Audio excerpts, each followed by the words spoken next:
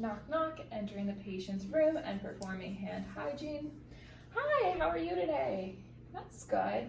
I'm Rebecca. I'm going to be the student nurse working with you. We're just going to take a look at your incision if that's okay with you. And we're going to change the dressing as long as everything is all right with you and you're not in a lot of pain. But before we begin, can you tell me your name and your date of birth? Perfect. And can I just check your wrist right here, and can you let me know if you have any allergies? No? All right, awesome. So before we begin, I am going to pull this privacy curtain. So like I said, today we are just going to be changing the dressing on your incision and checking it out to make sure it looks okay and that it's starting to heal properly, if that is all right with you. Yeah? All right, so do you have any pain or discomfort with that's severe or that you want us to try and resolve? No, you're feeling pretty good? All right. And do you feel comfortable getting your dressing changed today? Yeah? Okay, cool. All right, so let me just get some gloves on here. And now normally in a real setting, or if I wasn't in my dining room, and I had a real patient, I would be having them lie flat down, lying flat to change this. But just so that you can see what I am doing, I have this pillow kind of elevated, just so you're aware. All right, so once I put my gloves on, I obviously wouldn't have been touching that pillow. So I just put my gloves on, and I'm gonna just remove the bandage that's already on. And I'm gonna just take a look at that, and the drainage on there looks normal. There's nothing to be alarmed about. So there's that, and I'm gonna put this in a biohazard bag, making sure not to reach into the bag. I just wanna drop whatever it is into the bag. So the color of the incision looks good. The color of the bandage looked good. It was the cerogenous color, so that's like the normal standard color. There's no odor with this incision. The consistency's thin, there's nothing to be alarmed about. And then it's like a moderate amount. So it is good that we are changing it, but it's nothing to be alarmed about. Like there's not an excessive amount. And then there's no redness at the incision point. It looks like it's healing really nicely. There's no swelling. There's no ecchymosis. The drainage is good. It's a good amount. And then the approximation is also really good. There's no staples that have come out of place. So we're in good shape there. All right.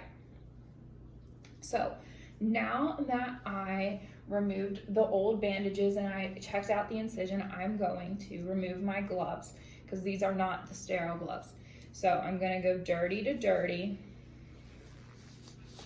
crinkle that up in my hand, and then I'm gonna go clean to clean, and I'm just gonna scoop underneath. So that way we're all good, and I'm gonna drop that in the bag. Once again, I'm not reaching into the bag because then you're spreading more germs. So we are gonna take a brief pause while I set up the camera so that you're able to see how I'm going to do my sterile glove. Please give me 1 second. All right, so for this next part of my video, I did decide to move my camera just so that way you could see what I was doing and how I was working with stuff. I will admit this is my second take at this part because the last time I forgot to press start. So I'm gonna use the same stuff and just talk you through it. All right, so when you're doing this, you wanna make sure you set everything up that you're gonna need before you actually start. Because like once you put your sterile gloves on, you can't touch anything that's not sterile. So this tape, the packages, everything, this is not sterile anymore. So we're going to pull off 2 pieces of tape because for our incision, which we're gonna say it was a mid-abdominal incision or a midline abdominal incision, we're gonna pull off 2 pieces to rebandage it with. And I'm sticking this on the side of my table. Oh, and I'm trying to get this biohazard bag, but I'm gonna also talk you through it whenever I'm putting stuff in, making sure I'm dropping it in and not placing it in. And here's my second piece of tape. All right, and I'm gonna go ahead and rip off a third piece of tape so that way I can stick these alcohol swabs to the side and have them be sterile. Otherwise, if I don't stick them anywhere, they won't be sterile. So, there's that. Okay, so I'm going to set my bandages farthest away from me. So whenever I went to go open these, I wanted to make sure I was only touching the edge of them because I didn't want to touch the inside to no longer make them sterile, because obviously since this is going on the incision, you want it to be nice and clean. And I ripped the whole top off and I'm just putting it in there. And the other part of the bandage right here, and normally that wouldn't happen, so but since it was already open, it did.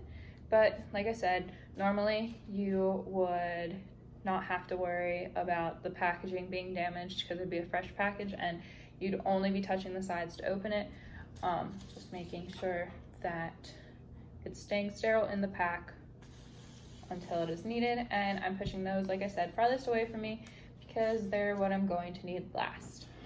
I'm also putting the tape off to the side because I no longer need that. So next I'm going to tape these alcohol swab sticks up front with me.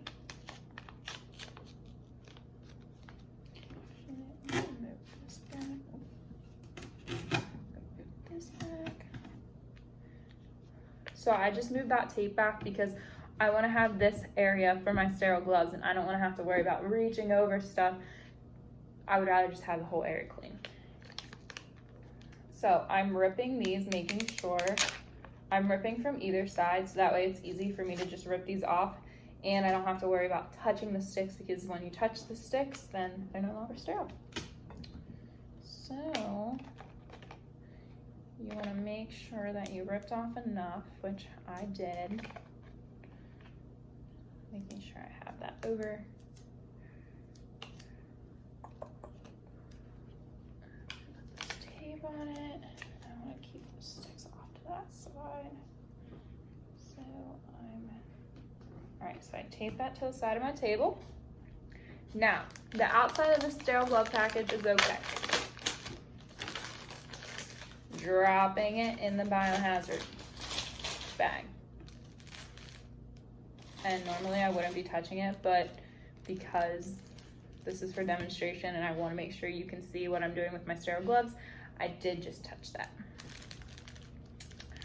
All right, so when I open this up, I want to make sure that this is I'm flattening it out, because as soon as I open it up again, I only want to touch the edge. I don't want to touch anything else. Like I said, make sure it's nice and flat.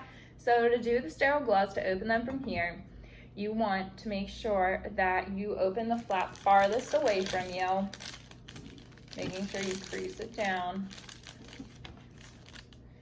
And then you want to go for the middle.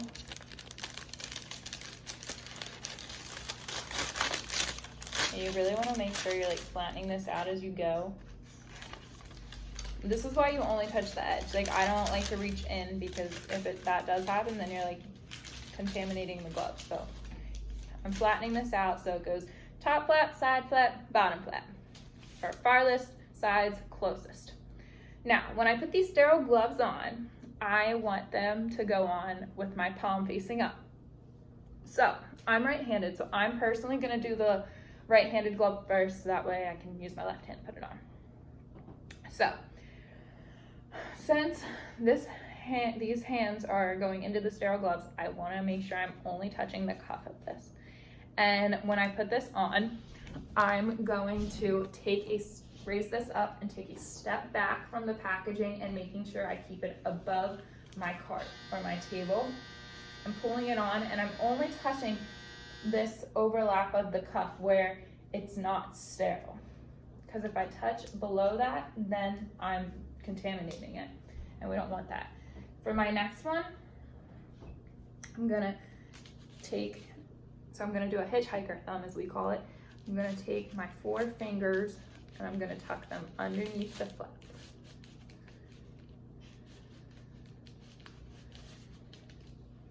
Now, I wanna make sure that it's really on there. Now, I made sure not to touch the edge of this paper because the edge is contaminated, as I expressed earlier. So, from here, this hand is not sterile yet, so I'm gonna take this and I'm gonna put that in my biohazard bag. And then from here, I have this on my cuff, and I'm going to I'm gonna make like a little pouch for my fingers, making sure you keep that hitchhiker thumb. And when you're putting this on, you really wanna make sure you're lining up the fingers, because like you only get one shot at it. And then you just pull that back, like that, and then you're all sterilized with your gloves. So now I'm going to clean my incision. So I'm gonna move this closer so you can see what I'm doing. I'm still making sure you can see my hands are still sterile. Now I'm gonna go back on my knees just so it's easier for you to see. I'm gonna take one of these sticks, making sure I don't touch anything other than the stick, because if I would, then I'd contaminate stuff and my gloves wouldn't be sterile. I'm gonna take this, working from the top of the incision to the bottom, from the center of the incision with the first swab. So I'm gonna go down like that. See, cleaning it. Drop it in the biohazard. Don't place it, drop it. And then I'm gonna take out another sterile alcohol swab stick, and I'm gonna go on the outside now, working from the top again, and I'm gonna go down, and we're ditching it. So you can only do 1 swipe per stick. Then I'm touching just the top of this stick. You don't want to touch the packaging, remember, because then you contaminate it all. So I got really close there for a sec, but that's why I'm verbalizing. I know not to touch the packaging. You're gonna do the other side, 1 stroke, dropping it, not placing it, and then from there, you are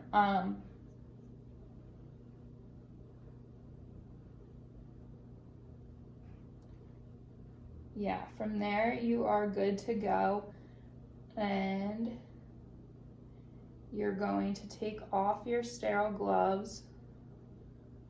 Actually, sorry, no, I have to put the abdominal dressing on.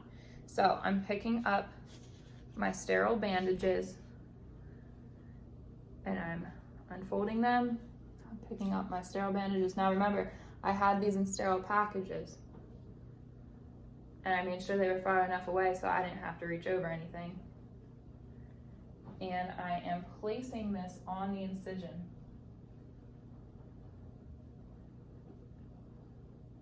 Like that. And then from there, I'm going to take off my sterile gloves to put the tape on. Dropping those. And I will have dated and timed this. And I know some places too make you put your initials. So I will have done that. I'll have taped it back up. I will have made sure that the patient is comfortable again. And I will have performed hand hygiene, but before I did my hand hygiene, I would have cleaned up all my mess.